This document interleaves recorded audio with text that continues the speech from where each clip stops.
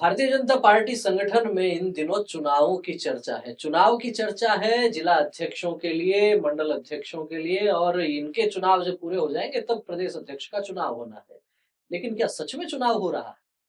कहीं ऐसा माहौल लग रहा है कि किस जिले में जिलाध्यक्ष के लिए कौन-कौन दावेदार हैं, किस-किस ने ताल ठोक रखी है। भारतीय जनता पार्टी में चुनाव की बात करें, भीतरी लोकतंत्र की बात करें, तो बाहर ज़रूर ये बात होती है कि इंटरनल डेमोक्रेसी है और वो राष्ट्रीय स्तर पर आप देख सकते हैं, भाजपा के लोग इस बात पर भी गर्व का अनुभव करते हैं कि हमारे यहाँ अगला राष्ट्रीय अध्यक्ष कौन बनने वाला है, इसकी कल्पना पहले कोई नहीं कर सकता।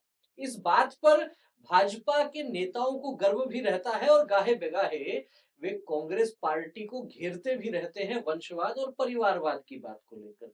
लेकिन भाजपा राजस्थान में इन दिनों जिस तरीके की हलचल है, जिस तरीके की बातें हैं, पिछले कुछ दिनों से पूरे राजस्थान में हम देख रहे हैं अलग-अलग जिलों में जिलाध्यक्ष कुछ जगह बनाए जा चुके हैं, कुछ जगह बनने वाले हैं और कुछ जगह हो सकता है ये वीडियो जब आप देख रहे होंगे उस समय घोषणा हो चुकी होगी। तो लेकिन जब बात है चुनाव की तो वास्तव में क्या क्या चुनावी प्रक्रिया है? क्या चुनावी अधिकारी हैं? क्या वास्तव में उसमें वोट कौन दे रहा है? कौन चुन कौन रहा है इन जिलाध्यक्षों को? तमाम बातों पर चर्चा करने के लिए हमारे साथ हैं वरिष्ठ पत्रकार श्रीमान प्रदीप जी बिदावत। प्रदीप जी बड़ा मामला जोरदार चल रहा है भाजपा के भीतर की राजनीति का। मदन राठौड़ प्रदेश अध्यक्ष हैं और कयास लगाए जा रहे हैं कि फिर से चुन लिए जाएँगे। वास्तव में चुन लिए जाएँगे या फिर मनोनीत होंगे? एक जो बड़े कवि रहे हरिओम पंवार, जी, यहाँ परीक्षा से पहले परिणाम सुरक्षित होता है, जी। मिट्टी के माधो का भी सम्मान सुरक्षित होता है। आरक्षण को ठीक, लेकर कविता वो थी। आरक्षण को है, लेकिन चुनाव पे अगर जी, अगर अपन राहत इंदौरी को सरहदों पर बहुत तनाव है क्या, पता करो देश में चुनाव है। चुनाव है क्या? क्या तो बात जब तनाव नहीं है, है। वहां चुनाव व्यवस्था पे बात करनी बनती है, क्योंकि ये अंदरूनी एक संगठन के चुनाव हैं, भारतीय जनता पार्टी के। अगर अपन कांग्रेस को देखें, जी, एओ ह्यूम से शुरू होके एनी बिसेंट का एक दौर आया। वो दौर था जब लाल बाल पाल का दौर था, एक गरम दल, एक नरम दल, एक जी, बीच वाला दल। एक वो दौर था जब जवाहरलाल नेहरू के पिता मोतीलाल नेहरू सरमाएदार हुआ करते थे और अलग दल बना लेते हैं। एक वो दौर था जब चुनाव की मांग उठी कि चुनाव होना चाहिए, और देश के नेताजी सुभाष चंद्र बोस महात्मा गांधी की ओर से खड़े किए गए पट्टाभी सीतारमैया को बुरी तरह से हरा के चुनाव जीतते हैं, एक बार नहीं 2 बार। गांधी जी नाराज हो जाते हैं। गांधी जी नाराज हो जाते हैं। जी, तो वो चुनाव था, वो फैक्ट चुनाव था। यहां जो है वो, अब सर्वसम्मति और चुनाव में एक अंतर है, सीधा सा दोनों चीजें साथ कोरिलेट नहीं हो सकती। सर्वसम्मति बनाने के लिए आपको ऊंच नीच करनी होती है, समझा के दबाव से दंड नहीं होता, साम से और भेद से दाम भी नहीं चलता होगा यहाँ पे। जी, दाम तो ये देखा जा रहा है कि जिलाध्यक्ष बनना है तो पास में दाम है कि नहीं है, पार्टी चला लो कि नहीं चला लो, भाजपा कांग्रेस दोनों में है। जी, तो इसे आप इलेक्शन तो बेसिकली नहीं कह सकते, एक जिसको कहते हैं कि एक फेयर प्रक्रिया जो है, उस पे निश्चित तौर पे सवाल है कि पहले से लोगों को अंदेशा था कि यहाँ इस जाति का बनेगा, इस जाति का यहाँ नहीं बना तो इस जाति का बनेगा। इट्स ओके, आपको संगठन चलाना है, ऊपर से नीचे की ओर जो प्रक्रिया बहती है, आदर्श हमेशा उसी प्रक्रिया से तय होते हैं, नीचे से ऊपर की ओर वाली। तो क्या यह अंतर है दर्शन और धर्म में? जो अंतर है ना, जी, दर्शन तथ्यों से अपने सुप्रीम अथॉरिटी या सुप्रीम पावर की ओर बढ़ता है, और धर्म सुप्रीम पावर से तथ्यों की ओर बढ़ता है। तो यही अंतर है कि क्या नीचे से चीजें इकट्ठी होके और ऊपर अध्यक्ष तय करने हैं। जब मदन राठौड़ का नाम बतौर अध्यक्ष तय है, तो फिर चुनाव कैसा?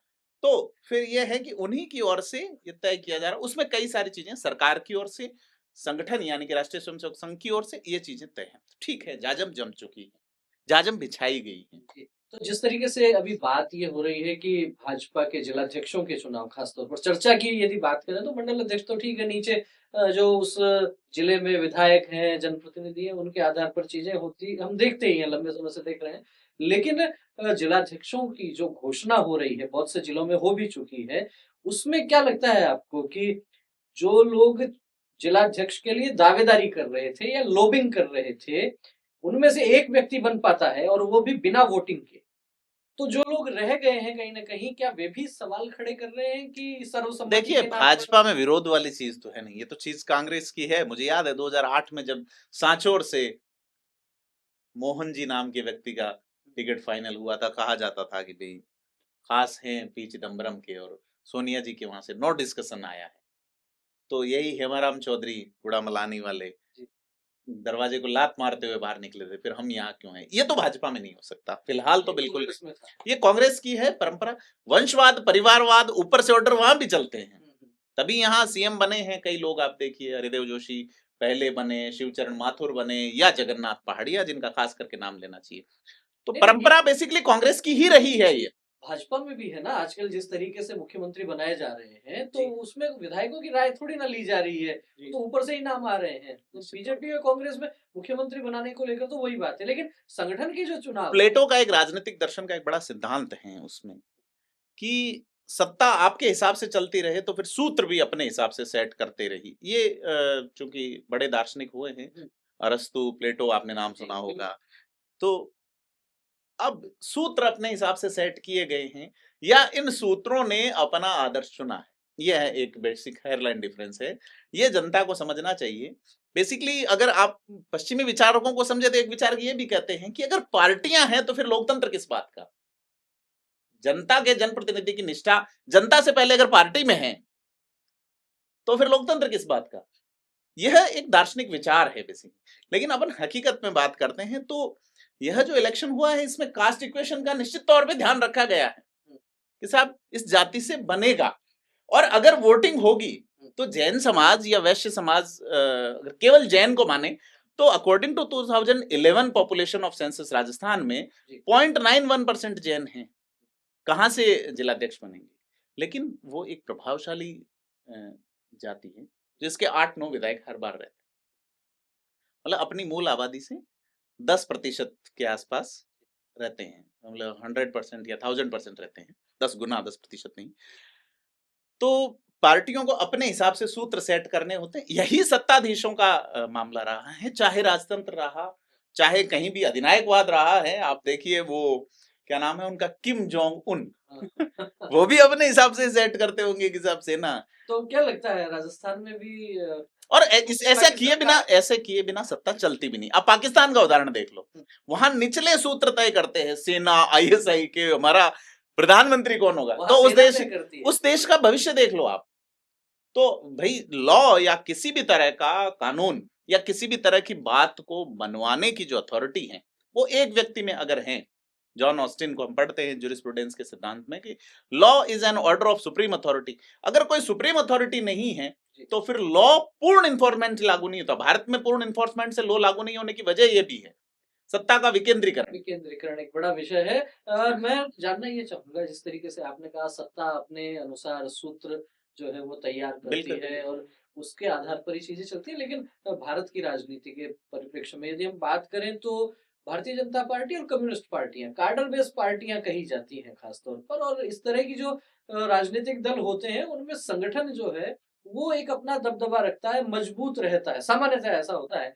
आप कह रहे हैं कि सत्ता इस समय सूत्र बना रही है अपने तरीके से, नहीं, शुरू से बनता रहा है। नहीं, अभी इस समय आपको क्या लग रहा है कि जो संगठन के चुनाव, जो जिलाध्यक्षों की नियुक्तियां हो रही हैं, उसमें मदन राठौड़ जो प्रदेश अध्यक्ष है, या फिर संगठन को कह लीजिए, नाम व्यक्ति की बात नहीं है, संगठन के बजाय क्या सत्ता में बैठे हुए लोग ये ज्यादा प्रभावी तरीके से तय कर पा रहे हैं कि कौन जिलाध्यक्ष बनेगा? बिल्कुल नहीं, सत्ता और संगठन अभी तो देखो साथ मिलके चल रहे हैं, क्योंकि बीच में एक दौर आया था जब वसुंधरा राजे का दौर था, तो सत्ता संगठन स्टाइल अलग स्टाइल थी। ठीक है, चाहे मदन लाल सैनी बने या चाहे प्रणामी बने यहाँ पे, उसके बाद इस्तीफे के बाद लंबे समय तक प्रदेश अध्यक्ष का पद भी खाली रहा यहाँ पे। तो अभी जो हो रहा है कि संगठन क्यों बनाया जा रहा है, सत्ता स्थिर रहे, रिपीट हो हर लोग। भारत में राजस्थान की अगर बात करें, खास करके भारत में ये प्रदेश एक ऐसा है जहां हर 5 साल में पूड़ी पलट रहे हैं। जी, सत्ता परिवर्तन होता रहता है, बराबर। जी, ठीक है, आप ये देखिए कि ये परिवर्तन जो है वो लास्ट अगर देखें तो 85 में कांग्रेस रिपीट हुई थी। उसके बाद डायरेक्ट चुनाव में मुझे कोई पार्टी रिपीट होती नजर नहीं आई, क्योंकि 90 में बीजेपी और जनता दल की सरकार बनी। फिर वो सरकार 93 में रिपीट होती है, लेकिन उसके बीच में 1 साल का राष्ट्रपति शासन रहा है, तो वो बड़ा एंटी इनकम्बेंसी तत्कालीन कांग्रेस के सामने हो गया। और वो राम मंदिर वाली लहर थी जब 93 में भैरव सिंह, फिर 98 में अशोक गहलोत, फिर 2003 में वसुंधरा, फिर अशोक गहलोत, फिर वसुंधरा राजे, फिर अशोक गहलोत जी। और अब भजनलाल शर्मा।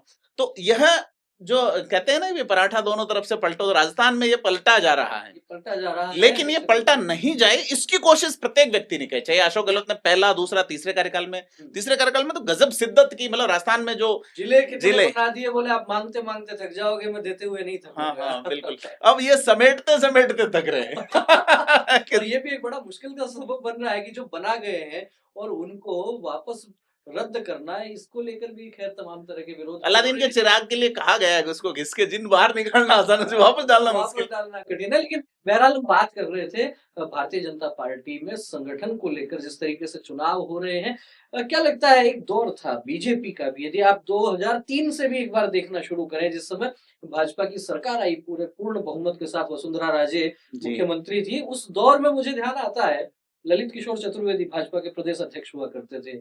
उनके बाद में डॉक्टर महेश चंद्र शर्मा अध्यक्ष हुए, उनके बाद में ओम प्रकाश माथुर अध्यक्ष बने। बिल्कुल, अरुण वो चतुर्वेदी राजे का एक जो कद था, उनकी जो स्टाइल थी राजनीति की, और साथ ही साथ ये जो 3 नाम मैंने लिए, ललित किशोर चतुर्वेदी, ओम प्रकाश माथुर, डॉक्टर महेश चंद्र शर्मा, ये जो कालखंड था, ऐसा लगता था कि पावरफुल लोग हैं बहुत। बीच में अरुण चतुर्वेदी भी अध्यक्ष बने, सतीश पूनिया आए, मदन लाल सैनी आए। सतीश पूनिया ने भी बहुत हद तक प्रभावित किया अपनी अरुण जो चतुर्वेदी के सदारत में भी अच्छा काम हाँ, हुआ, उस उस वक्त समय भाजपा ने अरुण काफी जी के समय भी जो है संगठन का काम काफी बढ़ा, बहुत प्रवास खूब करते थे, कार्यकर्ताओं से जी सीधा जी जी संवाद हुआ बिल्कुल। करता था। क्या लगता है, उतने बड़े जो नाम थे, एक तरफ मुख्यमंत्री या नेता प्रतिपक्ष, वो भी एक कद्दावर नेता, ये इस समय मदन राठौड़ प्रदेश अध्यक्ष हैं, भजनलाल शर्मा मुख्यमंत्री हैं।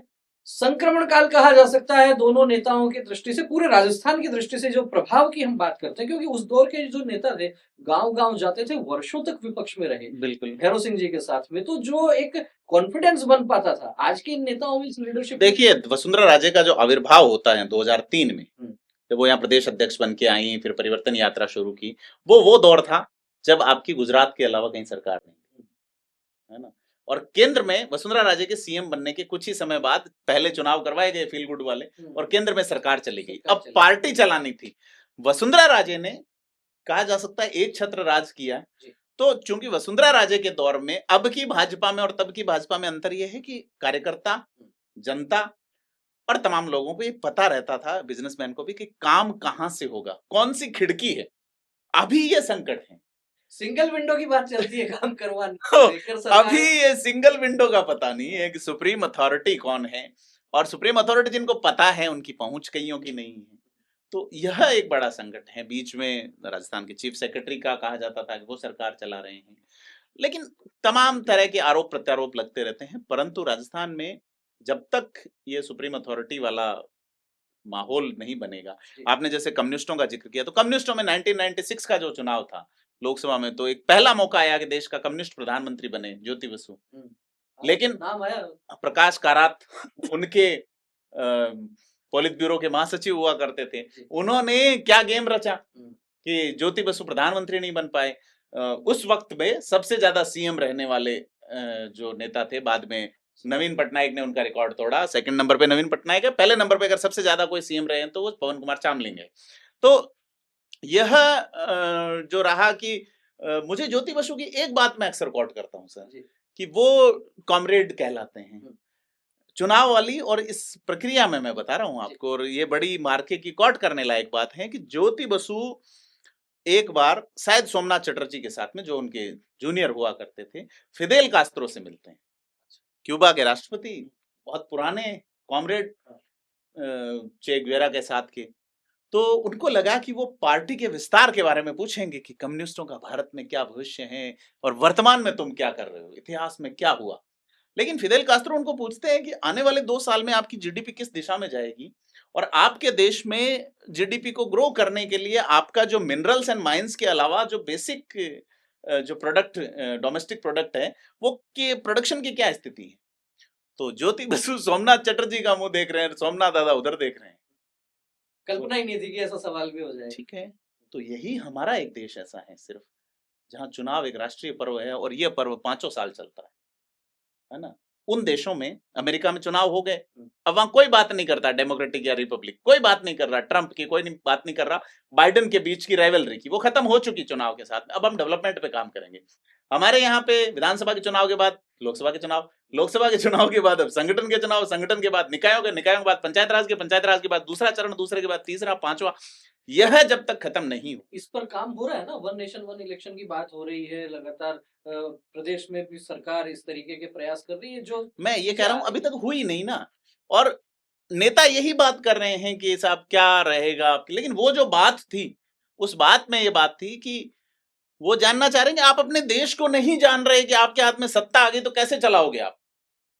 बड़ी चीज ये है कि जैसे चुनाव आयोग ने ये कहा कि आप कोई भी घोषणा कर देते हैं, सीए ऑडिट करवाइए उसकी, कि आपने कहा साहब मैं हर व्यक्ति के खाते में 50,000 रुपए डाल दूंगा, तो आपके खजाने में है कि नहीं, लाओगे कहां से, बात वो है। तो राजनीति करना और देश चलाना, भाजपा सत्ता में आने के बाद लंबा समय तक तो समझ ही नहीं पाएगी चलाना कैसे है खेल। तो खैर जब आप नए नए मैदान में उतरते हो ठीक तो है, पहले तो आपको तो देखना पड़ता है कौन कौन से हैं, क्या चीजें हैं, जी इन सब चीजों को भी देखना पड़ता है। बहरहाल जो हम चर्चा कर रहे थे, उस चर्चा में विषय ये है खासतौर पर कि जो भाजपा कांग्रेस के विधानसभा के चुनाव है, लोकसभा के चुनाव है, ये एक अलग विषय है, लेकिन संगठन के भीतर का जो चुनाव है वो थोड़ा अलग है, दोनों बातों में थोड़ा अंतर है। तो दोनों की तुलना तो एक जैसे नहीं हो सकती है, लेकिन सवाल मैं आपसे ये करना चाहूंगा, चूंकि आप जालोर में रहे हैं और वहां के जिलाध्यक्ष की घोषणा हो गई है, उस क्षेत्र में खासतौर पर जालोर, पाली, जी सिरोही, जी जोधपुर, बाड़मेर, जैसलमेर, वहां की कुछ जिलाध्यक्षों की घोषणा हो गई है। वहां के कार्यकर्ताओं के भीतर किस तरह का माहौल है, देखिए क्या चर्चा भाजपा में है? विरोध वाली स्थिति है नहीं, क्योंकि जालोर में जसराज पुरोहित का नाम पहले से चल रहा था, आरएसएस की ओर से, क्योंकि वो पुराने आरएसएस के कार्यकर्ता रहे हैं। यही चीज सुनील भंडारी के साथ पाली में है, दीप सिंह जी का भी नाम चल रहा दीप है सिंह जालोर धनानी में। का नाम था वहां पे, रमेश पुरोहित का नाम था, धुखाराम पुरोहित के ये भतीजे हैं जो प्रधान रह चुके हैं। धुखाराम का नाम भी था, लेकिन धुखाराम चूंकि प्रधान रहते हुए उनकी मार्कशीट वाला इश्यू अभी भी चल रहा है या क्या है, लेकिन कुल मिला के दीप सिंह धनानी थे, उसके अलावा मुकेश खंडेलवाल का नाम था। तो किस जाति का कैंडिडेट कहाँ बनाया जाना था, तो जैसे जोधपुर शहर में ब्राह्मण समाज को प्रतिनिधित्व दे दिया, जोधपुर ग्रामीण में राजपूत समाज के बने हैं, पाली में जैन यानी वैश्य समाज से बने हैं। इधर जो ये कास्ट इक्वेशन वाली चीज है कि आपने तय कर लिया कि इस कास्ट से बनेगा, तो फिर ये चीजें तो तय हो ही गई हैं, जब तय हाँ हाँ हुई बिल्कुल। है उसके आधार पर घोषणा भी हुई है। आपने चूंकि लंबे समय तक वहाँ जर्नलिज्म में आप ना ना, सक्रिय मैं रहे ये कह हैं, रहा हूँ ये तय मैं थी, मैं लेकिन जान आप प्रोसेस का दावा जो कर मैं रहे हैं जानना ना, यही चाह रहा हूँ कि आपके सूत्र जो हैं वे भी वहाँ बहुत गहराई तक हैं। मैं नामों की चर्चा नहीं ना करूंगा ना किसने बिल्कुल क्या नाम पे कहा, करें है ना? कोई लेकिन मैं जानना ये चाहता हूँ कि जिन लोगों के नाम थे, क्या उन लोगों को विश्वास में लिया गया हाँ है कि हम आपको नहीं, अभी इस बार इनको अवसर दे हाँ, रहे हैं, ये तो आपका ये कुछ भाजपा में ये चीज ठीक है, जैसे कई लोगों से बात हुई तो जब वहां प्रभारी गए, हम्म, जिन्होंने भी नामांकन किए उन सबसे 1-to-1 प्रभारी की बैठक हुई, सबसे और बातचीत हाँ सबसे बातचीत करके सर्वसम्मति तो निश्चित तौर पे बनाई गई है, इसमें कोई दो राय नहीं है, और भाजपा में विरोध के कहीं स्वर भी नजर नहीं आएंगे। जालोर में जरूर प्रकाश छाजेड़ जो है वो जरूर बैठक से बाहर निकल गए थे घोषणा के बाद, और ये तमाम चीजें जो है, लेकिन कुल मिला के अवसर सबको पता है, विरोध करने की स्थिति में कोई नहीं, आगे पंचायत राज और निकाय के चुनाव हैं, तो वहां एडजस्ट भी तो होना है, हाँ, ये नहीं तो वो सही। कुछ न कुछ तो मिलेगा ही। हाँ इसी तरह की स्थिति हम देख सकते हैं शेखावाटी में। हाँ, शेखावाटी में जरूर आप सीकर झुंझुनू की बात करें तो बताएं आप। तो सीकर में जिस तरीके से मनोज बाटड़ को जिलाध्यक्ष बनाया है, युवा मोर्चे के भी वो जिलाध्यक्ष रहे हुए, उत्साही ऊर्जावान कार्यकर्ता है। निश्चित तौर पे जालोर में भी जसराज रहे हैं, युवा मोर्चा में रहे हैं, किसान मोर्चे में रहे हैं। लेकिन सीकर जिले में यदि जिलाध्यक्षों को लेकर हम बात करेंगे तो एक बड़ी बात, महत्वपूर्ण बात है, जो इस बार ये भी कहा जा रहा है कि जो जिलाध्यक्ष बनाने में जो देरी हो रही है राजस्थान में, केंद्र ने कुछ शर्तें तय कर दी, कुछ सक्रिय सदस्य बनाने की बात है, कुछ आयु की बात है। ये आयु वाली जो बात है ये मुझे बहुत प्रभावित कर रही है, इसलिए कर रही है कि अभी जो मनोज बाटड़ सीकर में जिलाध्यक्ष बने, 45 एक वर्ष की आसपास की आयु होगी एग्जैक्टली। इनसे ठीक पहले कमल सिखवाल थे, युवा कार्यकर्ता थे, लेकिन कमल सिखवाल से पहले जो जिलाध्यक्ष वहां बने थे विधानसभा चुनाव के आसपास में, उस समय बड़ी चर्चा हुई। पवन मोदी उस समय चुनाव के समय जिलाध्यक्ष बने थे, इंदिरा चौधरी को रिप्लेस किया था, और उन पवन मोदी के बारे में कहा जाता है बहुत पुराने कार्यकर्ता हैं भाजपा के, लेकिन आयु 70 से ऊपर की है, 75 के आसपास की आयु लोग बता रहे थे। तो उस समय चर्चा भी हुई कि चुनाव में भागने दौड़ने का समय, और ऐसे में जिनका आशीर्वाद कार्यकर्ताओं के सिर पर रहना, मार्गदर्शक मंडल में जो होने चाहिए, मार्गदर्शक मंडल वाले व्यक्ति को, लेकिन कहीं ना कहीं लग रहा है कि इस बार भाजपा उस चीज से बाहर निकली है। युवा देखिए कार्यकर्ता को आप अवसर देंगे, वो दौड़ेगा, भागेगा, संगठन को खड़ा करेगा। तो क्या लगता है भविष्य के लिए ये आधार तैयार कर रही है बिल्कुल, पार्टी? ये जैसे आपने कहा बिल्कुल अच्छी बात ये कही। इस पे मैं पाली वाला अगर आपको उदाहरण दूँ, सुनील भंडारी मदन राठौड़ खेमे से हैं। मदन राठौड़ चूँकि प्रदेशाध्यक्ष हैं, तो इतना प्रिविलेज तो ये रखते हैं कि साहब भाजपा के जो 43 जिले हैं, भाजपा के 43 जिले, उनमें वो अपना एक जो है वो अपना कैंडिडेट खड़ा हाँ, कर सकें। कर सकते हैं। तो सुनील भंडारी के बारे में बताऊँ, मैंने इनको पहली बार जाना 2014 में, जब ये पार्षद का चुनाव लड़ रहे थे।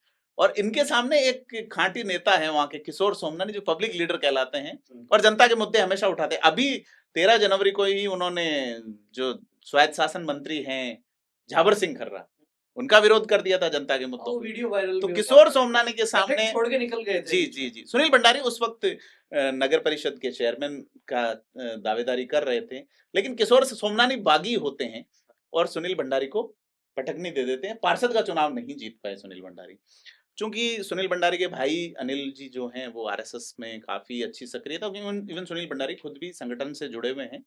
लेकिन वहां एक पॉलिटिकल सेटअप है। ज्ञानचंद पारख हुँ। भाजपा के नेता हैं, ललित किशोर चतुर्वेदी के शिष्य हैं और सेवा का बड़ा काम करते सेवा हैं, का काम इलाज के करते लिए। हैं, इलाज के लिए प्रसिद्ध हैं। लेकिन आदर्श नगर जो वार्ड है, हुँ। तो भाजपा ने क्या चुनाव आदर्श किया है? इस पे सवाल है कि आदर्श नगर वार्ड से ही तो सुनील भंडारी खड़े हुए थे। आदर्श नगर वार्ड में ही मदन राठौड़ का निवास है और आदर्श नगर में ही ज्ञानचंद पारख का निवास है। आदर्श की बातें भाजपा में तो होंगी ही हाँ, होंगी, स्वाभाविक सी बात बिल्कुल। है, तो बड़ा वहां क्या है कि अब ज्ञानचंद पारख चूंकि लगातार 5 चुनाव हार के, 5 चुनाव जीत जीत के के।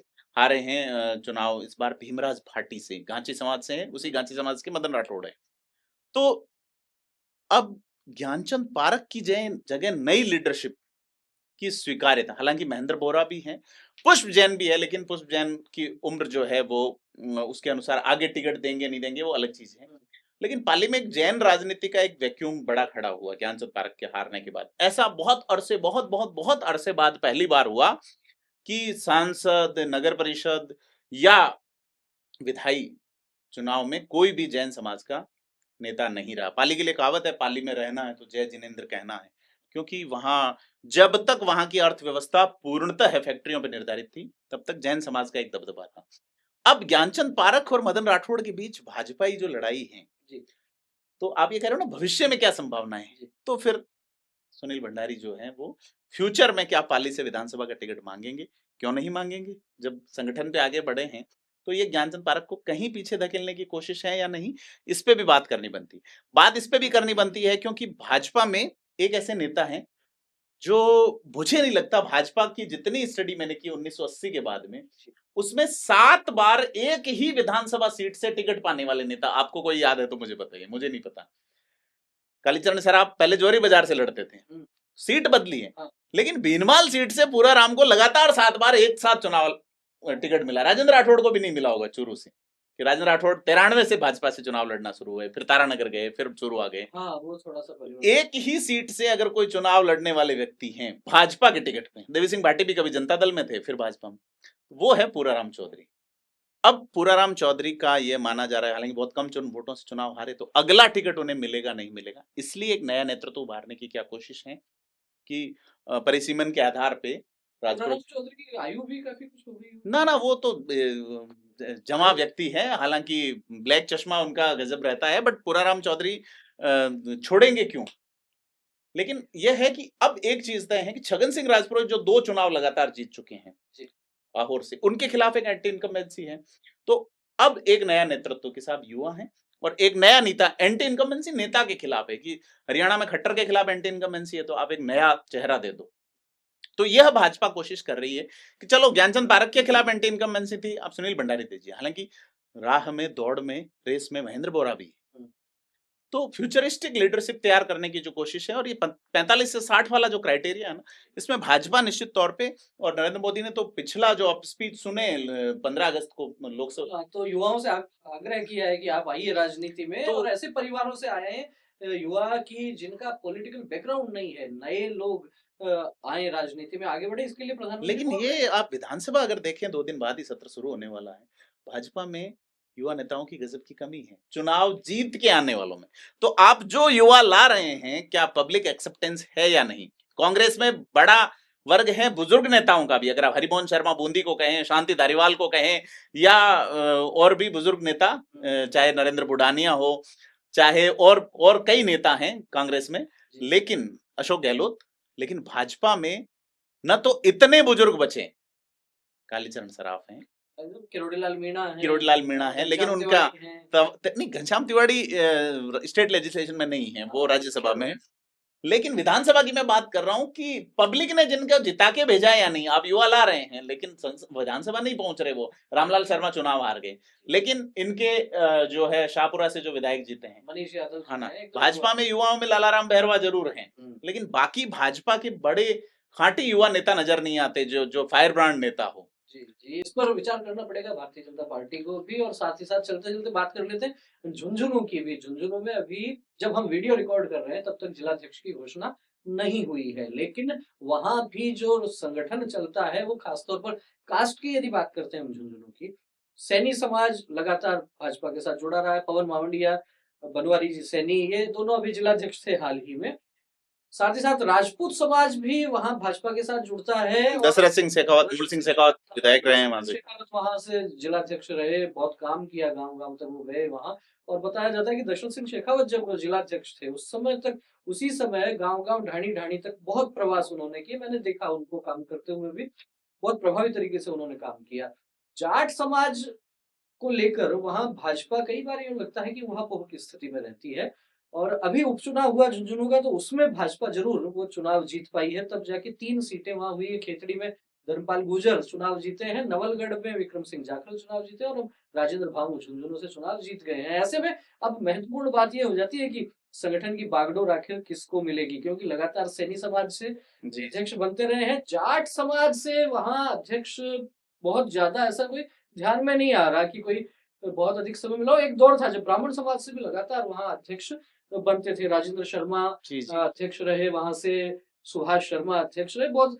लेकिन अब ये कालांतर में जिस तरीके से राजनीति शेखावाटी की शिफ्ट हुई, जाटों का जिस तरीके से वहां दबदबा बढ़ने लगा, कहीं ना कहीं लगा कि ये जो पहले कोर वोटर था ये थोड़ा पीछे छिटका। लेकिन महत्वपूर्ण बात ये है कि झुंझुनू जिले में भी क्या किसी युवा को ये कमान मिलती है, अब ये एक भाजपा वही एज क्राइटेरिया, इवन सिरोही की अगर अपन बात करें तो वहां भी अभी तक घोषणा नहीं हुई है। डिमांड यही है कि समय रहते वहां घोषणा की जाए। रक्षा भंडारी का नाम चल रहा है, जो महिला मोर्चा की प्रदेश अध्यक्ष हैं, वो चाहती हैं कि महिला आयोग में मौका मिले। और एक और नाम पायल परसरामपुरिया का वहां है, अगर महिला को मौका दिया जाता है तो वो एक मुफीद कैंडिडेट हैं। लेकिन वहां जिस तरह से, जिस अंदाज से वहां के नेता चल रहे हैं, अगर आप देखें कि भाजपा के नेताओं में समाराम गरासिया या ओटाराम देवासी या लुम्बाराम देवासी, तो कोई हाईली बड़ा कोई लेजिस्लेटिव मामला नहीं है, पब्लिक लीडर हैं। लुम्बाराम जी के बेटे जो पहले उप जिला प्रमुख रहे, उन्हें भाजपा की अब वो जो समिति बनाई है उसमें भी लिया है। तो सभी लोग अपने अपने लोगों को बढ़ाने की कोशिश कर रहे हैं।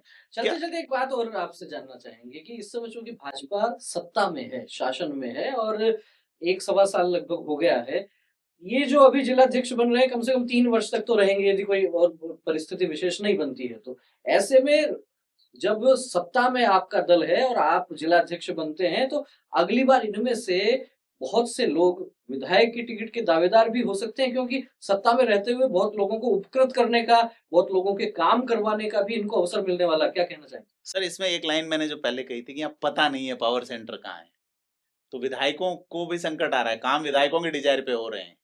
जिलाध्यक्षों को सत्ता कितना पावर देगी, बात वो है ना, क्योंकि भाजपा में एक कार्यकर्ता का कॉल आपने सुना होगा, गंभीरता से उसको नहीं ले सकते हैं। लेकिन ये चीज अगर आप जिले में आप माने तो वहां तो चाय से केतली गर्म होगी निश्चित तौर पे। वहां भी ऐसे ही जिलाध्यक्ष को सुना तो जाएगा, और सुना भी नहीं जाएगा तो वो अपने 10 कार्यकर्ताओं को ले जाकर मंत्री के सामने बैठ के बात तो कर सकता है इस हक से कि मैं पार्टी का जिलाध्यक्ष हूं। बिल्कुल सुनाते क्षेत्र में प्रभाव बढ़ेगा, उनका प्रभाव भी बढ़ेगा और उन्हें बातें भी सुननी पड़ेगी निश्चित तौर पे लोगों की। और ये जो अपेक्षा जो है ना, वो क्रोध का कारण होती है अगर खरे नहीं उतरते तो। देखते हैं क्या कर पाते हैं जिला। तो आखिर में ये बड़ी दर्शन वाली बात भी प्रदीप जी ने कह दी है। प्रदीप जी वरिष्ठ पत्रकार हैं, बहुत पढ़ने लिखने वाले व्यक्ति हैं, साइकोलॉजी और दर्शन पर भी बहुत अच्छा आपका अधिकार है, और इसी में से बात निकल कर आई है कि यदि अपेक्षा आप करेंगे तो उसमें से क्रोध भी पनपता है, और मैं कहता हूँ अक्सर कि अपेक्षा वो दुख का कारण है। तो ये दुख का कारण होता है या दुख का कारण होता है, आने वाला समय बताएगा। बहरहाल इस चर्चा पर आपका क्या कहना है, कमेंट करके अवश्य अवगत करवाइए।